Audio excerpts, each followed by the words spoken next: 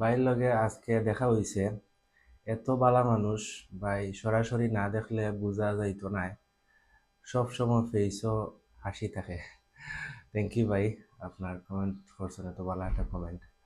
আমি আপনাকে কই, দেখো আমি আমার লাইফও অনেক টিচার আমি নিজেও দেখছি, প্লাস হলে গিয়ে আমার যারা যারা অ্যাপ্লিকেন্ট আছেন, স্টুডেন্ট ওকা বা ওয়ার্ক পারমিটের ওকা, তো অনেকেই আর কি আমার কই থাকে, ভাই আপনার লগে মাতিয়া খুব ভালো লাগে, শান্তি ভাই।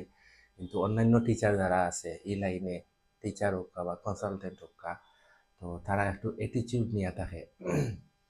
তো ইন দ্যাট কেস দেখো আমি অ্যাটিচিউড নিয়ে থাকি, আপনার সাথে ভালোভাবে কমিউনিকেট না করি, তাহলে দেখা যাইব যে আপনার যে প্রবলেমটা আছে আমি আন্ডারস্ট্যান্ড করতে পারতাম না। এখন আমি যদি আপনার প্রবলেম না বুঝতাম পারি, তাহলে আমি সলিউশন কিতা দিতাম? ঠিক আছে। সো আপনারা ওই মানে এটা তো মনে করো মানে উদাহরণস্বরূপ আমি আপনারে কই যে ধরো আপনার বেমার, আপনি যদি সয় খুলিয়া ডাক্তারে কিছু না কইন, তাহলে তো ওষুধ খাইতে না বা আপনার বেমারও ভালো হইতো না। সো ইন দ্যাট কেস আপনারা বর্তমানে যে প্রবলেমও আছেন, এই প্রবলেমটা যদি আমি আপনার কাছ থেকে না শুনি, তাহলে তো আমি দিতাম পারতাম না আপনার সলিউশন। এখন যদি আমি অ্যাটিটিউড নিয়ে থাকি, তাহলে তো যে অ্যাপ্লিক্যান্ট আছে হ্যাঁ হইতে তার দ্বিধাবোধ ফিল করবো যে হইতো না। সো সলিউশনও বার হইতো না আলটিমেটলি।